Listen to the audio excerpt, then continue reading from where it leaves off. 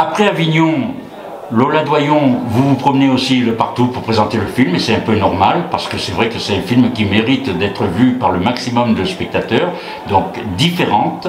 Donc vous avez fait ce film sur les personnes différentes. Alors comme à Avignon, je vous ai posé pas mal de questions, et puis en même temps il y a d'autres journalistes qui étaient là, donc j'ai de la matière pour pouvoir parler plus amplement du film, de la comédienne ici et là. Là on va essayer de parler un petit peu des différences. Et déjà vous, est-ce qu'en tant que réalisatrice, est-ce que vous vous sentez différente par rapport à certaines personnes de la profession, par rapport au... Est-ce que je me sens... Je ne sais pas si je me sens différente en tant que réalisatrice, parce que je sais pas, je suis pas sûre d'être capable de me comparer.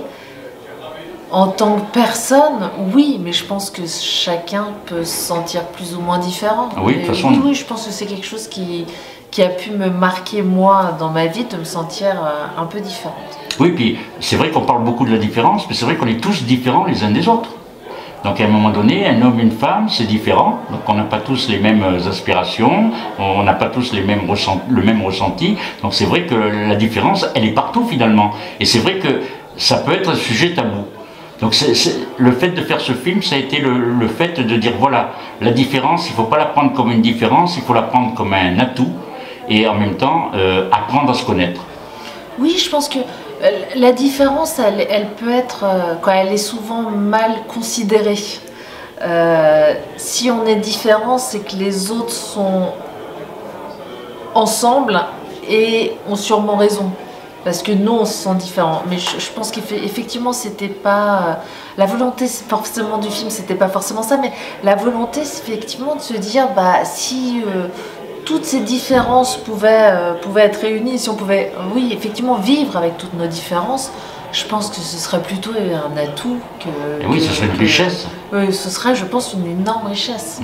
Alors, quels sont les... À part le... Bon, là, le film traite de l'autisme, mais quelles sont les différences qui sont prises dans la société avec les clichés, tout ça, qui peuvent vous révolter?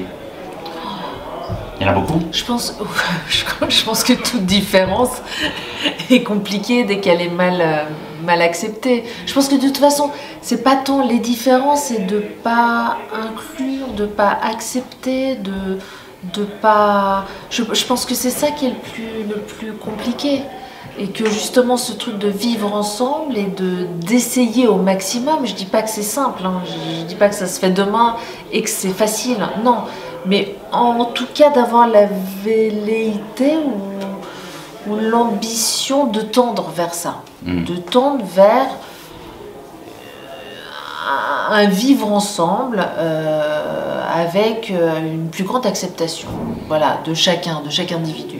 Moi je sais que dans les dernières années, je parle d'exemple parce que comme j'ai l'habitude de travailler avec des personnes qui sont atteintes d'autisme selon le degré, les plus grands fous rires ces dernières années que j'ai eu, c'est avec des personnes autistes et on a rigolé ensemble, on n'a pas rigolé de leurs différences justement. Et ça c'est fabuleux, c'est des choses que je n'ai pas retrouvées avec des personnes dites normales, entre guillemets, vous voyez. Donc vous avez pu ressentir ça quand vous avez préparé le film, quand vous avez... Ah oui, bien sûr, mais de toute façon, je pense que il n'y a pas une autre façon de se comporter ou pas. Je pense qu'il y avait... Et puis parmi tout... Oui, bien sûr, et que oui, que ça soit les fous rires, que ça soit oui, les personnes autistes ont énormément d'humour, oui. Moi, ce que je voudrais faire, c'est que Sylvain, qui n'a pas vu le film, voir si sur le sujet, il a des questions à vous poser. Alors, je ne l'oblige pas. Hein. Non, je ne t'oblige pas, hein. Tu n'es pas obligé. Donc, si tu as des questions à poser justement à Lola, par rapport à cette thématique, tu peux parler librement. Cinézoom, c'est un média libre. J'ai pas vu le film, mais du coup, ce serait plutôt éventuellement sur les différences en général. Est-ce que la difficulté des différences, donc les personnes autistes, du coup, ça va beaucoup plus loin que ça. Est-ce que c'est pas juste le fait que, grosso modo, dès qu'une personne est improductive dans le sens au travail, dans le sens de faire des enfants, et à la guerre, quand vraiment faut y aller, est-ce que du coup, mécaniquement, ça devient des personnes qui sont un problème, quoi? Oui, mais je pense que... De toute façon, quand je parle de différence, effectivement, de ne pas rentrer dans les codes. Toute différence fait qu'on ne rentre pas complètement dans ces codes qui sont excessivement, je trouve, très lourds. dans nos sociétés. Je pense que... Et il y a d'autres cultures où les codes sont moins précis, moins compliqués, moins à suivre à la lettre. Je trouve qu'on est dans une société qui est assez normative.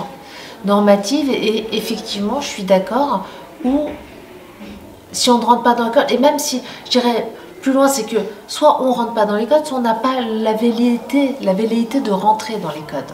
On a le droit de ne pas vouloir rentrer dans les codes. Et qu'on ne puisse pas, ou qu'on n'ait pas envie, tout en n'étant pas à problème, je dirais, tout en n'étant pas contre les gens, parce que oui, si on commence tous à être très très anarchistes, bon, c'est autre chose, mais on a le droit d'être bienveillant et de ne pas rentrer dans les codes. Donc oui, que ça soit différence ou que ça soit une impuissance ou une non-volonté. Et oui, parce que ne pas tout accepter, souvent, ça nous met justement hors cadre. Oui, et même de ne pas pouvoir, parfois on ne peut pas rentrer dans les codes, et c'est pas pour ça qu'on doit être mis de côté. Non.